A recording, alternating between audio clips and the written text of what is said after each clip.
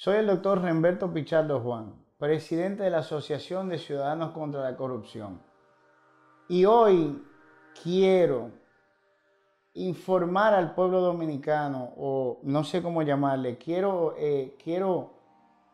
resaltarle al pueblo dominicano que hay un grupo de procuradores generales y un grupo de procuradores generales de corte, fiscales si se quiere, de corte, que han llevado un caso de corrupción y que merecen un mérito, porque es el único caso de corrupción que tiene la Procuraduría General de la República en juicio de fondo. Y tiene casi un año en juicio de fondo. Estamos hablando del caso del expediente de Fodearte. Es un expediente de una institución gubernamental que quizás porque no tiene un monto grandioso o rimbombante o espectacular, porque nada más son 8 millones de pesos, pero sí son 8 millones de pesos del pueblo dominicano. 8 millones de pesos que la persona que se lo llevó tenía que pagar judicialmente por eso. Ha sido llevado por un grupo asignado a ese expediente por la Procuraduría General de la República, en el cual no hay tampoco ningún nombre estelar. En ese caso no participa Jenny Berenice Reynoso, en ese caso no participa Wilson Camacho, pero coincidencialmente es el único caso que tiene más de un año en juicio de fondo con una condena de juicio de fondo. Para que se entienda, la exdirectora de Fodearte fue condenada a prisión en un juicio de fondo. Ella recurrió en apelación la decisión, la Corte le acogió el recurso y están abajo peleando otra vez el caso. O sea, lleva tiempo peleándose ya en juicio de fondo. A diferencia de todos los demás casos que no han pasado el juzgado de instrucción. Tienen año y pico en medida de coerción todos los imputados de los otros casos, al punto de que se le están venciendo el plazo de la medida. Ya todos vienen para afuera. Jean Alain Rodríguez viene para afuera. Adán Cáceres viene para afuera. Todos los que estaban en prisión preventiva por esos casos vienen para afuera. Todos los que tienen su año y pico de prisión preventiva vienen para afuera. Y aún no tenemos ninguno de sus casos en juicio de fondo. Sin embargo, los participantes del caso Fodearte hicieron una investigación bastante precisa, bastante eficiente, bastante rápido. No se preocuparon por las medidas de coerción, que son un engañabobo, como le decimos nosotros, porque las personas creen que eso es el juicio de fondo y después ven a la gente caminando en la calle y se preguntan que qué fue lo que pasó.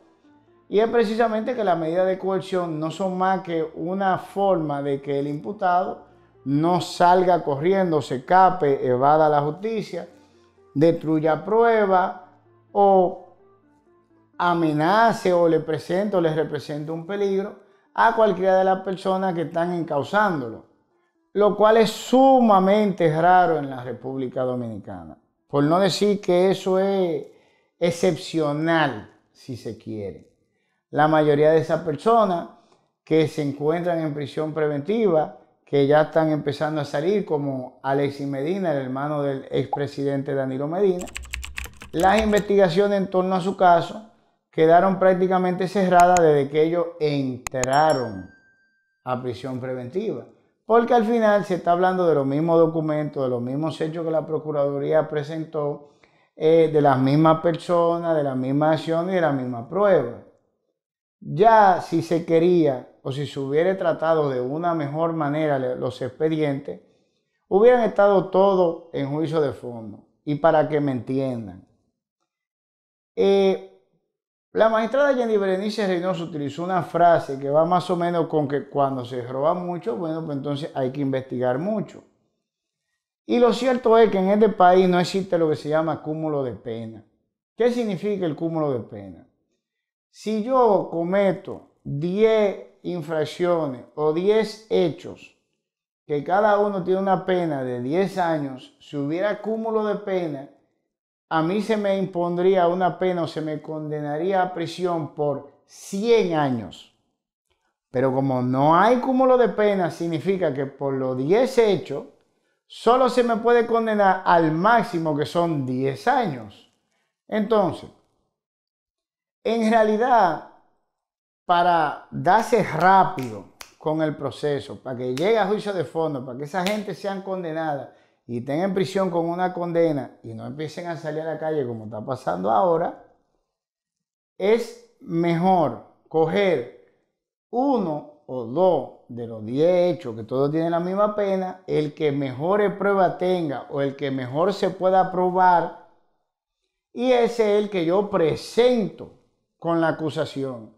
Si presento uno, tengo en reserva 9 turnos más al bate por los mismos 10 años, pero ya yo estoy en juicio de fondo con el mejor o el que mejores pruebas tienen de esos 10 hechos.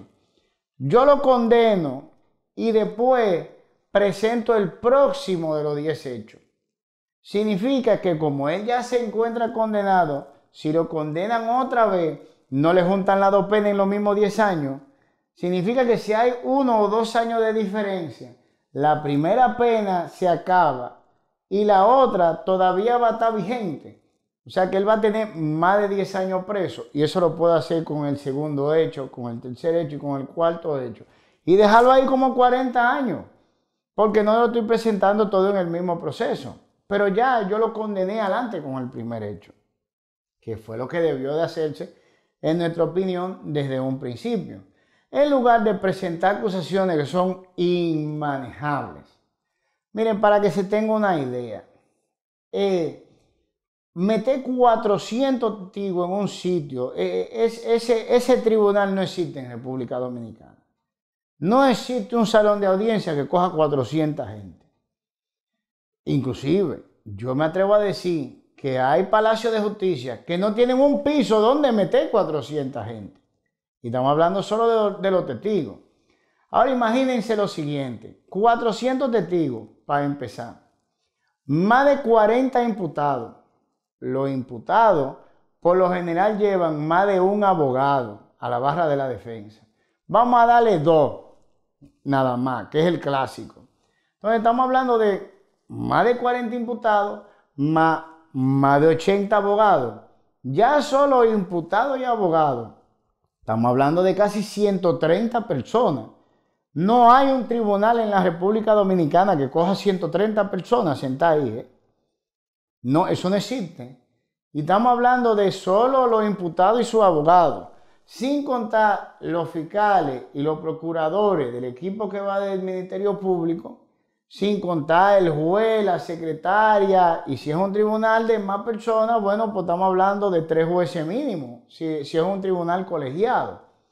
No hay una estructura judicial en la República Dominicana que aloje los más de 180 que van a estar en la barra de la defensa, imputado abogado, los más de 400 testigos, Ministerio Público, jueces, sin contar prensa y las personas que asistan a la audiencia, porque las audiencias son públicas, orales y contradictorias, y para llenar el requisito de publicidad debe de dársele acceso a la persona al salón de audiencia para que vean lo que está ocurriendo, para que puedan presenciar el proceso y ver que todo está bien.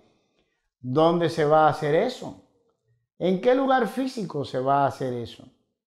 ¿Qué es lo que van a hacer? Van a coger el Palacio de los Deportes y lo van a adecuar para llevar a cabo esas audiencias. ¿Cómo se van a celebrar? ¿Cuánto tiempo va a durar? El expediente Medusa tiene más de 12,000 y pico de páginas. Para usted encontrar un nombre o encontrar algo sobre algún documento, usted tiene que ponerlo en el buscador de la computadora, para que dentro de esas 12,000 y pico de páginas le busque lo que usted está buscando, para que ustedes tengan una idea. Entonces, ¿cómo va a ser? Nada más leer los cargos y hacer la presentación de la acusación, ¿cuánto tiempo va a tardar? Los mismos jueces se van a perder dentro de 12,000 y pico de páginas de una acusación. Entonces, aparte de eso, muchos de los que iban a ser los imputados ahora están como testigos. lo que significa que la credibilidad de esa persona va a ser cuestionada porque participaron también en los hechos. Yo entiendo con los más de 20 y pico de años que yo tengo en materia procesal penal, que la estrategia que se está llevando para esos casos, y no soy yo el único, es inmanejable y es bastante errada. Porque de aquí a que esa acusación salga de intrusión, ya los 4 años de este gobierno van a haber pasado. Entonces, ¿qué es lo que le espera a esos expedientes? ¿Qué es lo que le espera a esa acusación? Bueno, si nosotros recurrimos a la historia reciente de la República Dominicana y vuelve el PLD al poder, entonces el PLD, que es el que tiene ese historial, le retiraría la acusación si no existe condena, o si existe una condena, los indultaría. Tenemos como ejemplo del primero el caso de Ángel López y el GLP, cuando estaba siendo procesado en el gobierno de Leonel Fernández, y el caso de Vivian Lubrano, también indultada en el mismo gobierno de Leonel Fernández.